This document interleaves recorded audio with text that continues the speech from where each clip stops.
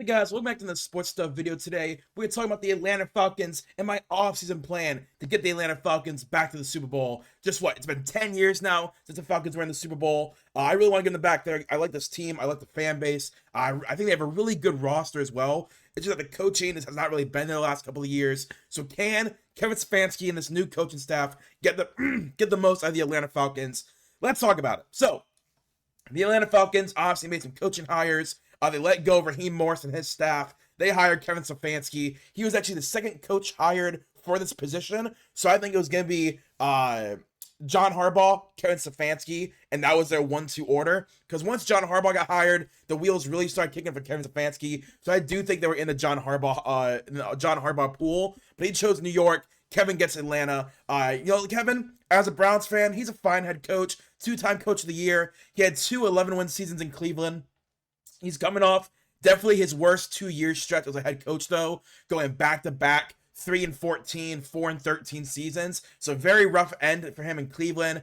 So the question is, what kind of Kevin are you going to get? Are you going to get the 11-win season Kevin Stefanski? Or are you going to get the 3-win Kevin Stefanski, where his offense fell off a cliff? The number 31 ranked offense in 2025, that is not good at all. This is supposed to be an offensive guru, and the fact that he had the second worst offense in the league is not good. I will say the offensive structure around him in Cleveland has not been great the last 3 years. And with that, he is inheriting Bijan Robinson, a top 3 running back, Drake London, a top 10 wide receiver, Michael Penix, a young quarterback, and if they can re-sign Kyle Pitts, that's a top 5 under 26 tight end. It's a good young defense as well. You got James Pierce, which probably won't be happening actually, but Jalen Walker, Xavier Watts, AJ Terrell, a lot of infrastructure on the defense that you like, but offensively, it's a team that's ready to at least make a playoff push in a very weak NFC South. So Kevin Stefanski is hired as a head coach.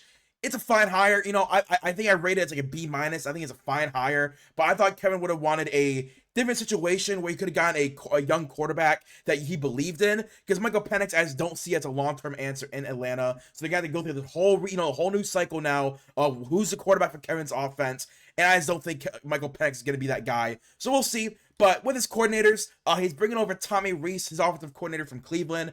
He came to the NFL from Alabama because he knew Kevin Stefanski. He wanted to learn under Kevin Stefanski, so he follows him from Cleveland over to Atlanta. Very young coordinator, getting another chance with a different type of talent. He does love to establish the run. We saw when Quinshaw Judkins was healthy and Dylan Sampson was healthy, Tommy Rees actually did try and get the run game going. So with Bijan Robinson, with the upgraded offensive line, I do predict this will be a pretty good running team. The pass offense, we'll see, but the run offense should be pretty good. Defensive coordinator is going to be Jeff Ulbrich. They retained Jeff as a defensive coordinator. He developed a lot of rookies in the last 2 years into great role players and starters. The defense has consistently outplayed talent the last couple of years, and with guys like Xavier Watts getting on the defensive player of the year, defensive rookie of the year candidate board, James Pierce before he went crazy on that board as well. Jalen Walker played well. AJ Terrell developed underneath Jeff Ulbrich. So many guys. Justin Bates is also still there. A lot of good guys on the defense. I think Jeff Ulbrich did a really good job with last year. So I think Kevin's going to inherit him. Going to say, hey, Jeff, defense is still all yours. Don't change anything. Keep doing what you're doing. Special teams is going to be Frank Ross. He's currently Houston special teams coach. So I think they're tagging it on as a special teams coach and assistant head coach so he can get that promotion pushed through.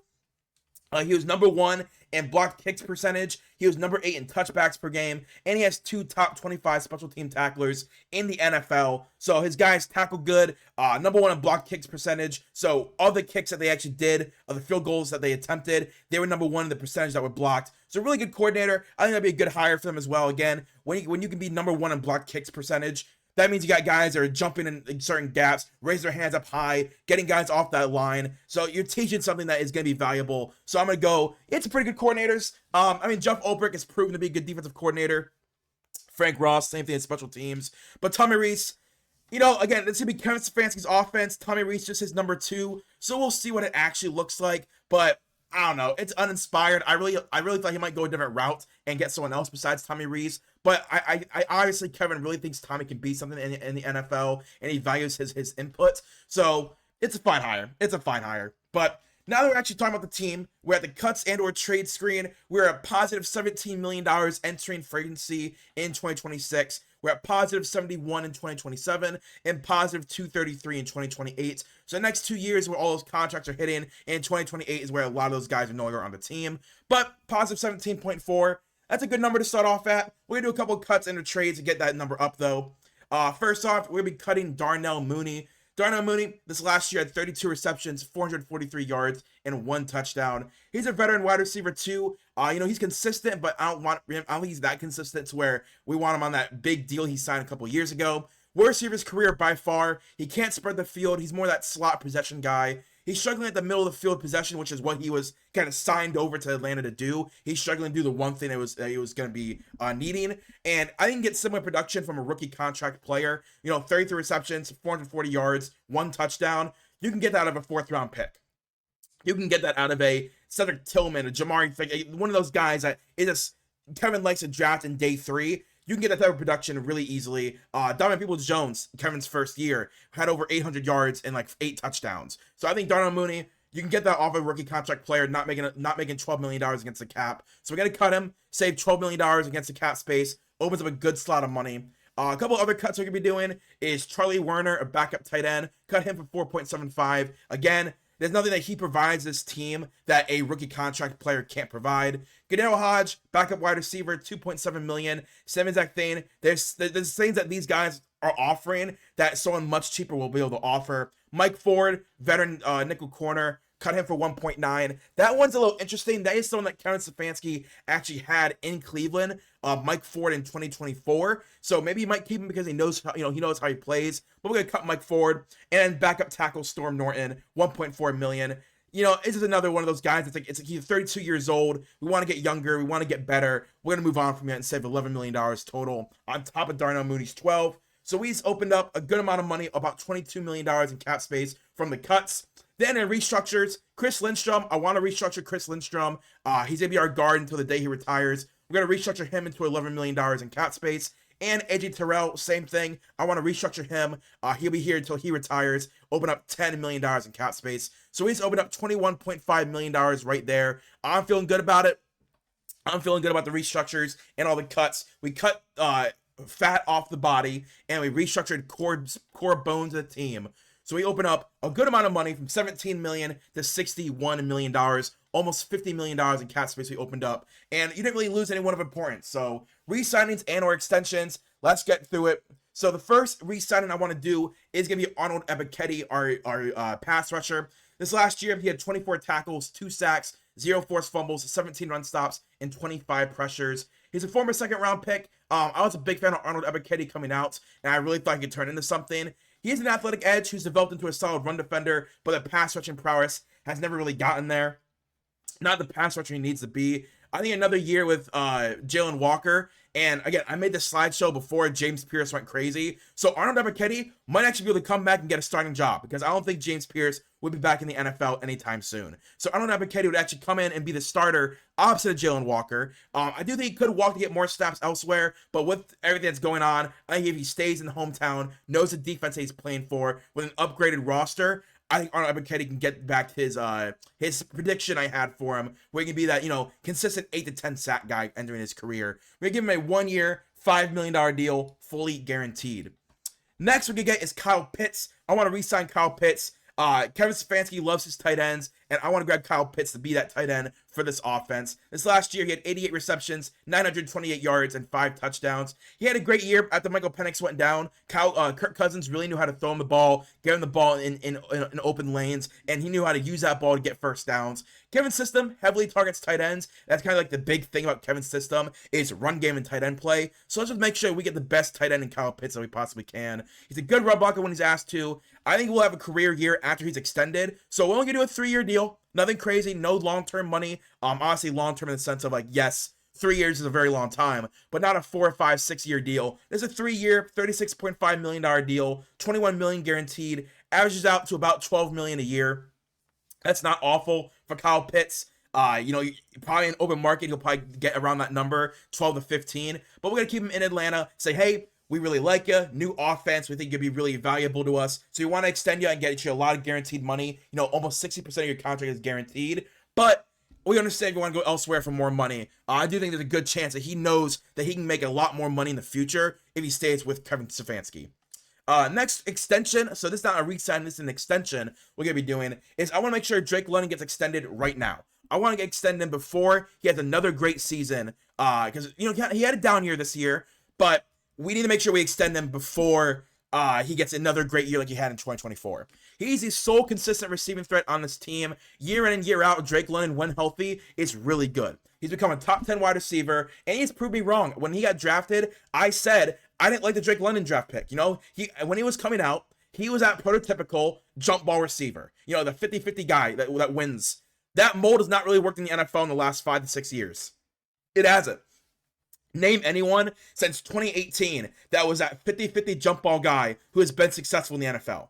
You can't name him because there isn't one. Drake London coming out was that mold, but he, unlike every other guy in that mold, he developed his route running and his hands. So I give Drake London a lot of credit. He developed on his own to become a very valuable wide receiver. So I want to get him extended. I'm going to give him a 4-year, $115 million deal. $67.5 million guaranteed at 59% guaranteed. So big time money for your wide receiver one. You get him to stay in-house. It averages out to about what? 30 million a year about. It averages out to. That's a great number for Drake London. You don't want to pay him too much money because if, you know, Kevin Stefanski's system, if he's not great with wide receivers, you're paying Drake London to put up 900 yards a year for $30 million a year. But if he does boom and Kevin Stefanski can somehow get him back to his 13, 14, 1,500 yard seasons, then 30 mil a year is a great steal. So Drake London gets his money, gets, you know, again, $100 million man. But the Atlanta Falcons get a little bit of relief if for whatever reason it doesn't really work out. Some other re-signings. Elijah Garcia, he's a solid backup. Sam Roberts is another solid backup with Laquille London. These are just backup guys, you know, guys I think in certain positions, D tackle, center, tight end. They're just valuable positions for $1 million. We can get them back. I'm going to do it every day of the week. Free agency, entering free agency after re-signing Arnold Ebiketie and Kyle Pitts and extending Drake London. You're at positive $50 million for this year, positive $39 for the next year, and positive $177 in 2028. So lots of money in the future is being owned up now. But in 2026, you still have $50 million to play with. And trust me, we play with it. The first big sign we're going to be doing is Matt Milano.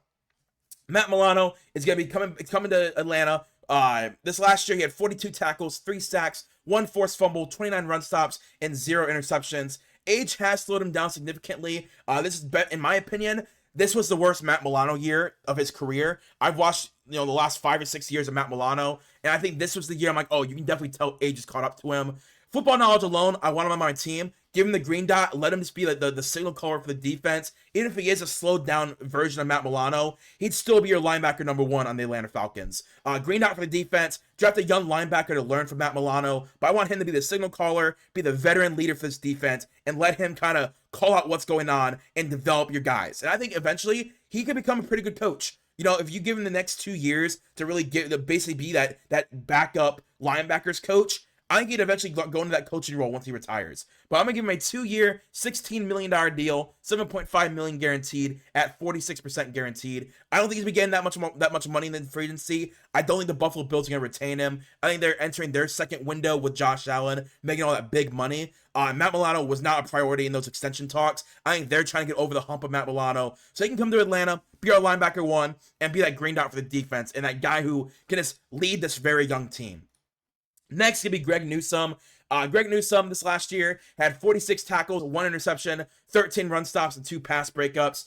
You know, obviously, Kevin Stefanski knows Greg Newsome. Greg Newsome knows Kevin Stefanski, so that might be a little bit of a hindrance. But if they like each other and Greg Newsome vibed with Kevin Stefanski, which was the vibe I was getting, I think it'd be a great upside chance for Greg Newsome and for the Atlanta Falcons to get someone for really cheap. He was balling out in Cleveland before the trade. Once Tyson Campbell came to Cleveland and Greg Newsome went to Jacksonville, he fell off a cliff.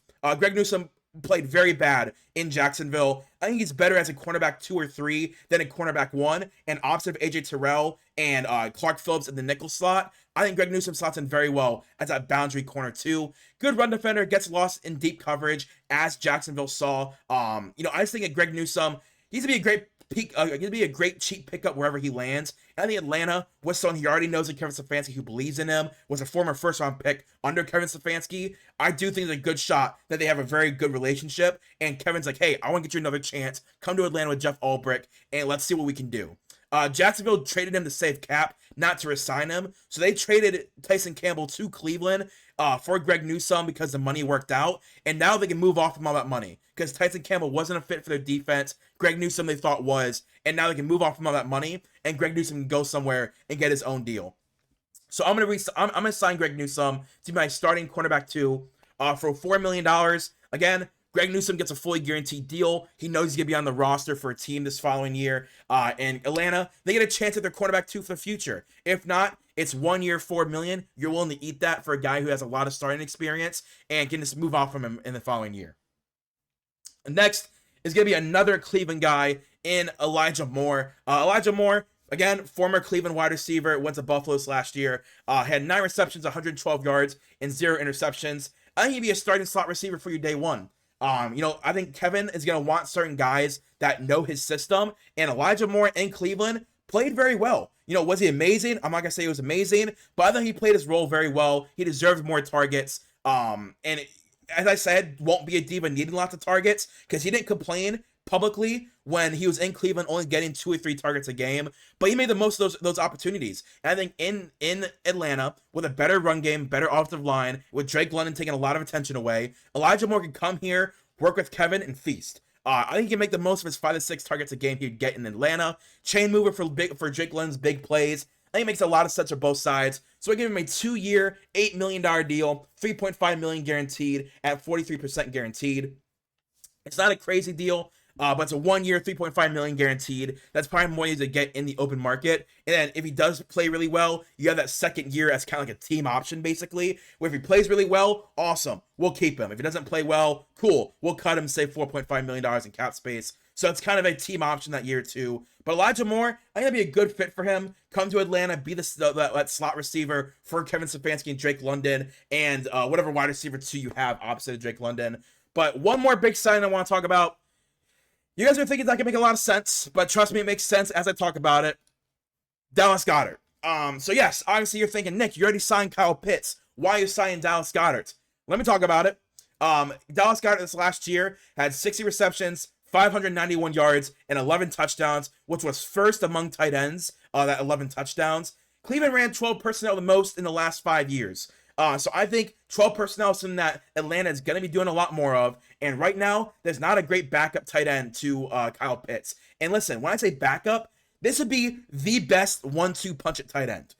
Great run blocker, great receiver. He'll be a real chain mover and first down guy for Kirk Cousins or Michael Penix, whoever is starting. You get him as much help as possible because it's very obvious this offense needs infusion of talent. And I think if you can get Dallas Goedert opposite of Kyle Pitts with Drake London, Elijah Moore, whatever wide receiver you have, and Bijan Robinson, make this offense as good as you possibly can for Kevin Stefanski so he can maximize the talent on the roster. So we're going to give him a 2-year, $19.5 million deal, $11 million guaranteed at 56%. I think people are not understanding why I would do this because you're thinking, Nick, you cut Charlie Werner for, what was it, $2.5 million, $6 million because you didn't want a backup tight end that didn't really do anything. Dallas Goedert is a number 1 tight end. He's going to be a starter somewhere. So if I'm Atlanta and I have Kyle Pitts who I just extended, let me grab Dallas Goedert. Have the best 12 personnel because now you don't need a wide receiver 2 opposite Drake London that's really good. Now you can have Drake London, Elijah Moore, Dallas Goedert, Kyle Pitts, Bijan Robinson. Those are your weapons with a 5 offensive lineman in your quarterback. Whatever quarterback is starting now has a lot of talent to throw the ball to. And I think that'd be a really good thing for Atlanta. I think it makes a lot of sense. So, listen, he gets his money. Atlanta gets another great tight end, another receiving threat, and a good run blocker. It makes a lot of sense in my mind. Some other signs we're going to quickly talk about. Josh Uche, rotation edge rusher again. I don't think James Pierce is playing football again. So we're going to take a chance on Josh Uche for $2 million. Someone I was very high on coming out of college. Kalen Saunders, rotation D tackle, good run stopper. Olamide Zaccheaus, one of the best run blocking wide receivers in football. Obviously, yeah, Bijan Robinson. Let's get a guy who can really run block among the best. Then Michael Carter, backup running back, third down guy, can pass catch out of the backfield. Does a lot of the same things Bijan Robinson does, but a much lesser extent. But your offense doesn't have to change now with Michael Carter or Bijan as a starter. So entering the draft, you got positive $34 million. So you can still go out and make a lot of damage. You can go out and get a Khalil Mack, a Joey Bosa, a AJ Epinesa for a 1-year deal. Go and get someone who right now can help you win. But I'm going to keep that $34 million, let it roll over into 2027, and we're going to call it even. But what I do in the draft is the following.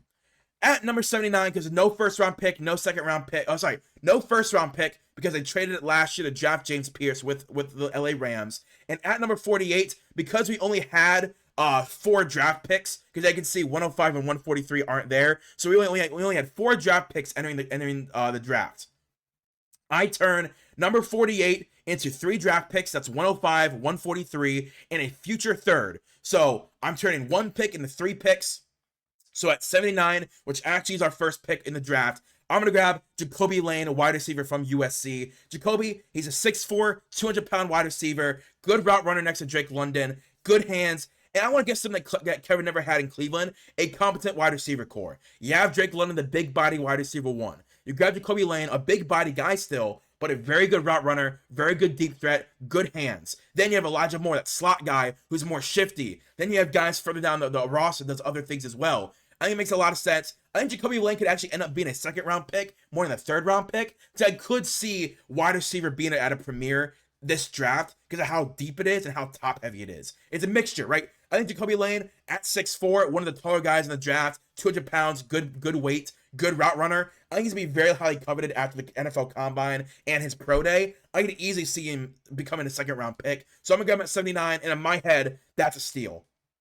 Then at 105, after the trade down from 48, I'm going to grab D tackle Albert Regis, the D tackle from Texas A&M. I want to pair him next to Ruke Wow. I'm going to pair him next to Ruke. I'm going to attempt his last name. I hate that last name because I always butcher it. For the long term. That's going to be the pairing for the long term. He's a great run defender. I think he can play right away, but you don't have to make him play right away. With the guys that I signed in free agency, I think it's fine not letting him play right away. Great side-to-side speed. So if he's in the A gap and the running back's coming out of the B gap, he has that great speed to lunge over and grab that D tackle. I will say, to grab that running back. He is only 6'1", but he has very long arms, so I'm not really worried about his size or his weight because he's like 6'1", 330, so that's good weight. But the 6'1" is a little worrying. But very long arms. I don't see an issue with him wrapping up these running backs if they're going outside another gap area. So I'm cool with Albert Regis at 105. Then at 114, I'm going to grab Hezekiah Masses, the cornerback from Cal. Again, another guy I've been pretty high on when it comes to these mock drafts in round 4, 5, 6, 7. That's kind of who I'm feeling in those later rounds. Could be really good if the right guy gets him. Hezekiah, he's your prototypical boomer bust corner. He loves to jump routes, and that is to his own detriment. Sometimes he jumps routes and it's an interception. Sometimes he jumps routes and it turns into a big play. So he kind of is that prototypical man. He really wants to hunt turnovers, but sometimes hunting that turnover causes a very big play. I think Jeff Ulbrich would love to see that because he loves turnovers. As every defensive coordinator loves it. But Jeff Ulbrich teaches turnovers to his secondary. And I think Hezekiah Masses at 6'1", 185, had 12 forced incompletions last year, 4 touchdowns and 5 interceptions last year. He's someone I think Jeff Ulbrich could take under his wing and really teach, hey, here's when you need to do it. Here's when you need not do it. Here's how you better leverage the turnover possibility with still covering your guy. I think that's something that Jeff Ulbrich would love to do, and Hezekiah Masses would be a great fit for that. Then at 143, I'm going to grab linebacker Kyle Lewis from Pitt. Versatile linebacker. I think team overall needs more linebacker help, and obviously Kyle Lewis is a linebacker. He did play at defensive line, slot corner, and stand-up linebacker due to how fast he is, his game knowledge as well. From every report that I've read from high-end scouts, they're saying that he has day one talent, but he's 6 foot. You're a 6 foot linebacker. Not going to really work in the NFL. So while he does have fringe day one talent, that size is going to hinder him. Will it convert to an NFL field? So I'm taking that chance on a guy who's highly talented, highly knowledgeable in football, but does he have the ability to transfer that into the NFL field? I don't know. So I'm going to take him in the 5th round, take that shot on him. Then at 231, I'm going to grab a developmental quarterback in Sawyer Robinson from Baylor. Sawyer Robinson, he's a dart throw quarterback. Just loves to sling the ball. He's 6'4", 220. That's a great frame for a quarterback. This last year, had 31 touchdowns, 12 interceptions, 3,600 yards, and 1,000 of which were deep yard gains, which are 20-plus yards downfield. A third of his yards were that way. So he loves throwing that deep ball, loves taking the big shots. He's actually cousins with Jarrett Stidham. Doesn't matter at all, but I think it's really fun that he's cousins with another quarterback. Amazing arm talent, but he does lack the consistency and the accuracy. If you want to see that unfold, look at the SMU game that they played this last year against Baylor and SMU. That last-minute touchdown shows he has the talent, but can he be consistently showing that talent? That's a big question. A lot of comps are Sam Howell from 2022. And that's pretty solid. Big arm, accuracy is a question mark. Very mobile when it needs to be. Athletic enough to make plays. But can he develop into something special? I don't know. He's a 7th round pick. I think he absolutely would make the roster. So this would be, yeah, I'll have to go over the depth chart, but that's the next slide. So overall, the mock draft gave me a C+.